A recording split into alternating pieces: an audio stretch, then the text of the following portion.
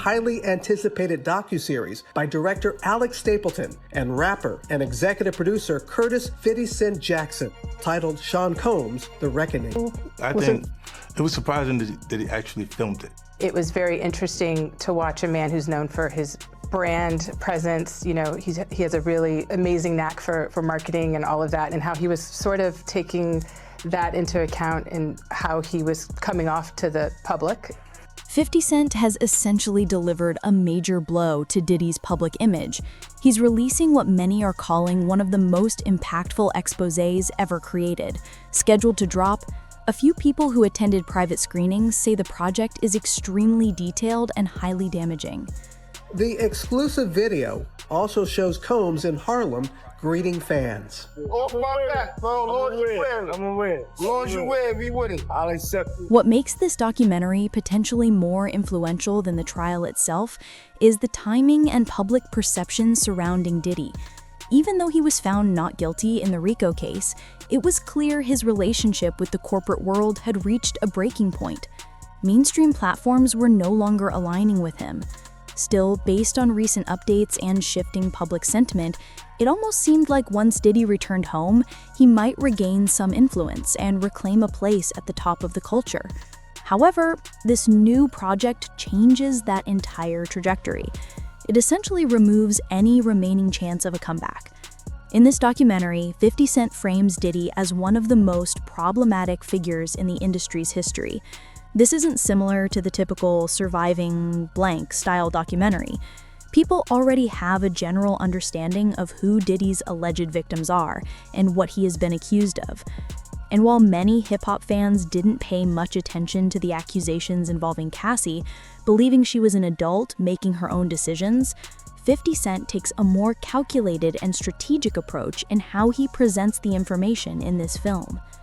50 Cent structured the narrative in a way that highlights how people were celebrating Diddy's return and trying to elevate him as a for-the-culture figure, when in reality, according to the documentary, Diddy did not show genuine care for his supporters. The film argues that Diddy often looked down on his fans and viewed them as tools rather than individuals he respected. To support this point, 50 Cent included footage that shows Diddy treating his following as a means to rebuild his image. How 50 Cent obtained this footage isn't clear yet, though the documentary explains this later on. The clips show Diddy recording himself in the days leading up to his arrest. In the videos, Diddy appears aware that he could restore public support by being seen in public more often and presenting himself as someone who was still connected to everyday people, shaking hands and interacting with fans. One scene featured in the documentary, filmed by Diddy's own team, shows him visiting a crowded street in Harlem on what seems to be a busy Friday night. He clearly knew the area would be full and that many people would recognize him. The cameras captured him walking into a local Harlem bar. Since Diddy is originally from New York, the moment he entered, the entire place reacted, even with the ongoing Cassie situation and his legal issues. The crowd became excited, with people rushing for photos. Diddy moved through the bar, greeting supporters, taking pictures, shaking hands, and playing into the role of being appreciated by the public. This move was clearly intentional, especially since much of this footage had already surfaced online, showing people taking photos with Diddy and telling him things like, "Everything will be fine, we're with you." A lot of these clips were recorded by Diddy and his team, so the public had already seen parts of it. He walks in, greets everyone, shakes hands, and does the usual routine. After some time, they leave and get back into the black SUV. The documentary then cuts to a moment inside the vehicle where 50 Cent shows Diddy saying, "Man, I need some hand sanitizer. I can't believe I shook those hands." He adds that this is simply what they have to do. That short remark makes it clear that Diddy was interacting with these people solely to influence public opinion. The footage suggests he viewed them as tools rather than supporters he respected, and that he saw himself as above them. His immediate reaction, wanting hand sanitizer after shaking hands and hugging people, implied discomfort and disregard. 50 Cent including this clip was a calculated choice. He understands that many people, especially within the Black community, continued to support figures like Bill Cosby and R. Kelly despite serious allegations. So convincing Diddy's supporters that he is a bad person based on accusations alone wouldn't be easy. But showing that Diddy doesn't actually care about his own fans, that he looks down on them, and that he sees them as beneath him, this approach has a far stronger impact. It challenges the loyalty of his supporters in a way the other allegations might not. Highly anticipated docuseries by director Alex Stapleton and rapper and executive producer Curtis 50 Cent Jackson, titled Sean Combs, The Reckoning. Was there anything that surprised you when you were watching? I think it was surprising that he actually filmed it. It was very interesting to watch a man who's known for his brand presence. You know, he has a really amazing knack for marketing and all of that, and how he was sort of taking that into account in how he was coming off to the public. The exclusive video also shows Combs in Harlem greeting fans. Off my back, bro. Long as you win, I'm gonna win. As long as you win, we winning. I'll accept you. I need some hand sanitizer. Hold on. I got. I've been out in the streets amongst the people. Yeah, I gotta take a bath. Like the amount of people that actually I'm coming in contact with, like that's what I have to do. You know what I'm saying? Oh. It's like 150 hugs. You're a public person as well, and there was one instance in Harlem, and his reaction when those people Went away. Got in his car and said, I feel like I need to wash, like I'm dirt. It should show you his character. was that the reason for including it? Yeah, I mean, what's the odds that you would do that in front of the camera? Like that's one of the moments where he forgot he was on tape. This is likely to turn a lot of men against Diddy, especially those who have actually met him.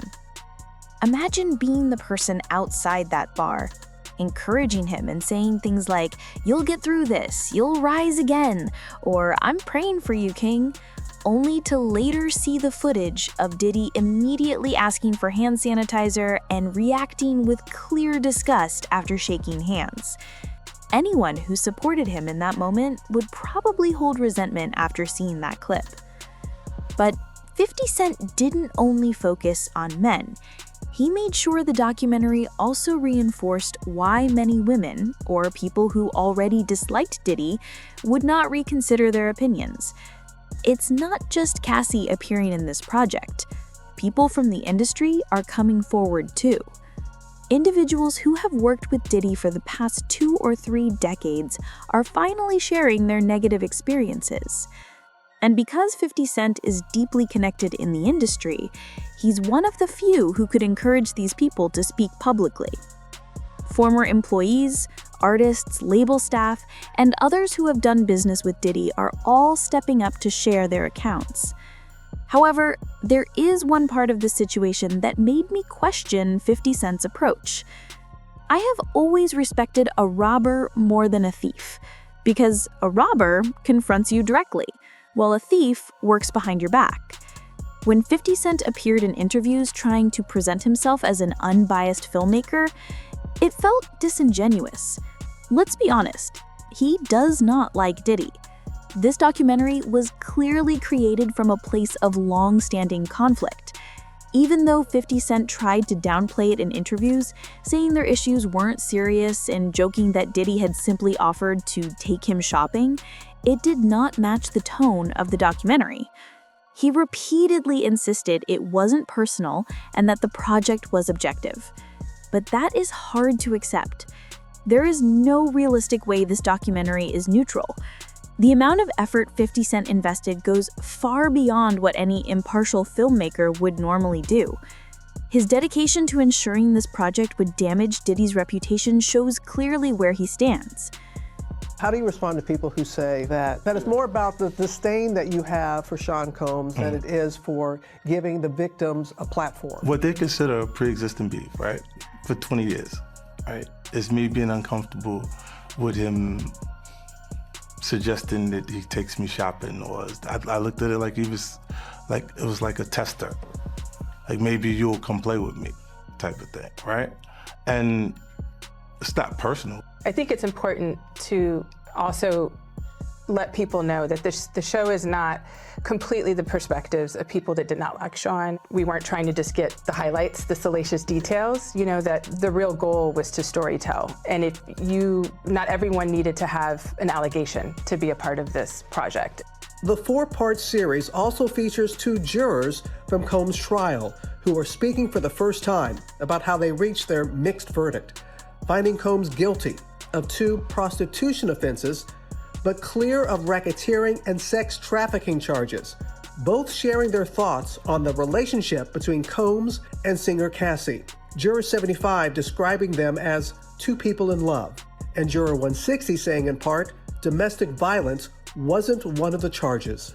Cassie, is she a victim in all this? I believe Cassie's a victim in all this because she came in as she's like 18, like 19 years old. Dame Dash also shared his thoughts about 50 Cent regarding this docuseries. He said, "Never trust a black man who makes a documentary tearing down another black man for a white man. That's nasty work. I'm not playing these ghetto dames. That's played out." But what does this have to do with white people? It feels like they get blamed or inserted into the conversation every time when it has nothing to do with them. The conflict between 50 Cent and Diddy has been going on for more than a decade, maybe closer to 2. Whether Netflix was involved or not, 50 Cent would still have released this project. His issue with Diddy is personal. If Netflix weren't part of it, he would have dropped the documentary on his own YouTube channel, his own network, or even taken it to Stars. So it's unlikely he is doing this for the white man, or because of some external agenda against Diddy. This seems to be about 50 Cent's long-standing dislike for Diddy. And honestly, if someone starts a conflict with you, there are rarely rules on how you respond. In 50 Cent's mind, he believes Diddy started the tension years ago. He even mentioned that Diddy once offered to take him shopping, and he took that as Diddy flirting with him. 50 Cent reacts to situations like some of my African uncles. Anything that feels too flamboyant makes them uncomfortable. And once that line is crossed, they hold on to it for life. From that perspective, it makes sense why 50 Cent feels the way he does. Ideally, it would be good for him and Diddy to resolve their issues, but given the history, that seems unlikely. At this stage in Diddy's life, he would likely be willing to end the long-standing conflict simply because he cannot handle any additional problems or new opponents. However, there is no indication that 50 Cent feels any responsibility to settle the issue or avoid criticizing him. From his perspective, there is no reason to hold back. Many observers believe that if the roles were reversed, Diddy would not hesitate to do the same. This situation also reflects a broader reality seen across entertainment and online spaces. Some disputes can be resolved, while others cross a line that people never forget. Most disagreements eventually fade when apologies are made and both sides are willing to move on. But some actions are viewed as unforgivable, particularly when someone deliberately tries to damage another person's reputation or manipulate information to harm their image. Within the industry, there have been cases where individuals altered or misrepresented documents to create narratives that hurt someone's career or integrity. When a person goes as far as editing or hiding crucial details to falsely connect someone to serious accusations, that often becomes a permanent boundary. Individuals targeted in that way rarely consider reconciliation. At that point, both parties generally prefer to stay far apart, recognizing that further interaction could escalate into outcomes neither side wants.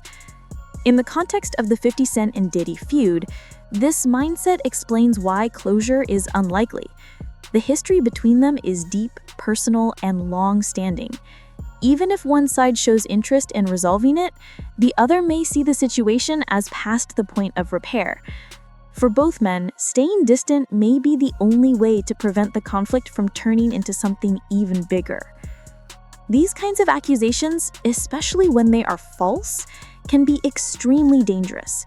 In many situations, claims like that can put a person's safety at serious risk. Within the entertainment world and beyond, misleading narratives have led to real harm, and in some cases, outcomes that are permanent. When someone is willing to create or spread allegations that could result in another person being hurt, that action is often viewed as unforgivable. From that perspective, reconciliation becomes impossible, and the relationship is damaged beyond repair. If 50 Cent views his situation with Diddy through a similar lens, it explains why he may feel no obligation to move past their conflict. To him, certain lines, once crossed, cannot be undone. One major question that has emerged from this documentary is how 50 Cent and his team obtained the footage used in the series. Some of the material appears highly sensitive.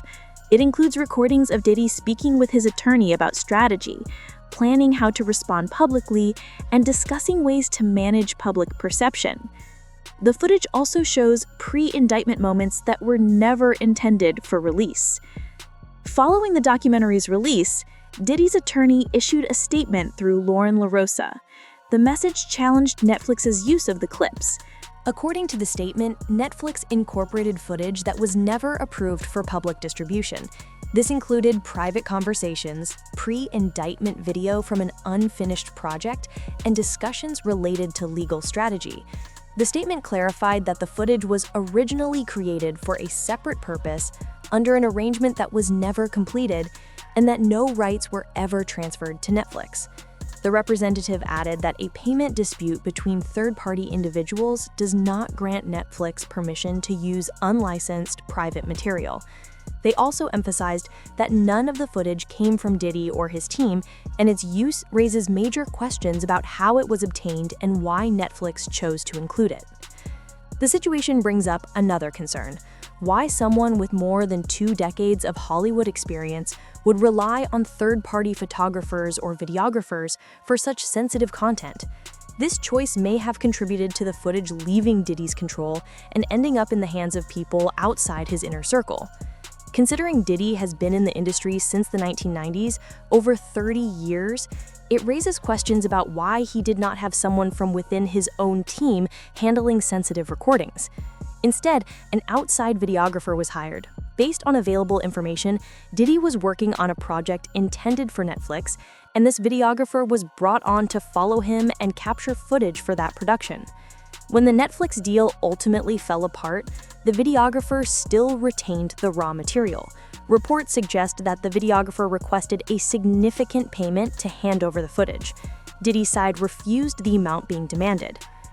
From an industry perspective, this type of situation is common. Many third-party photographers and videographers attempt to monetize or leverage content they own the rights to, especially when dealing with high-profile figures. Content creators frequently encounter this on social media. An old photograph is used in a news post, and suddenly someone claims ownership and demands large payments. These attempts to pressure or overcharge are not unusual. In this case, the videographer likely received payment for his time, but still legally owned the footage unless the rights were formally transferred. When it came time to negotiate rights transfer, he may have requested a large sum, potentially millions, despite the Netflix project no longer being active. Diddy's side reportedly rejected these demands, which may explain how the material eventually circulated elsewhere. However, the official statement from Diddy's representatives continued beyond the rights dispute. They argued that 50 Cent has been a long-time public adversary, regularly mocking Diddy for years and celebrating his legal troubles.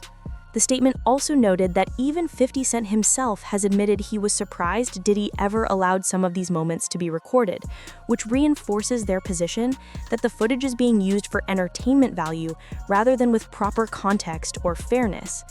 Additionally, the statement expressed disappointment that Netflix gave 50 Cent creative control, despite the fact that the footage was originally filmed by Diddy's own team for a completely different purpose. According to them, the inclusion of this material without authorization raises serious concerns about how it was obtained. The statement also criticized Netflix for bringing in 50 Cent, widely viewed as Diddy's long-standing rival, and giving him creative control over material originally filmed by Diddy's own team. According to them, the entire situation appears disorganized and inappropriate. With that said, the release of the full documentary is generating significant interest across social media and entertainment circles. Viewers are already discussing what might be included, how revealing the content could be, and whether the series might influence public perception of Diddy. Some audiences who were supportive of Diddy's return are now wondering how this project may impact their opinions. For those following the story closely, there are related developments unfolding in the industry as well. Another major topic recently involved Kanye West and allegations of betrayal from someone within his circle.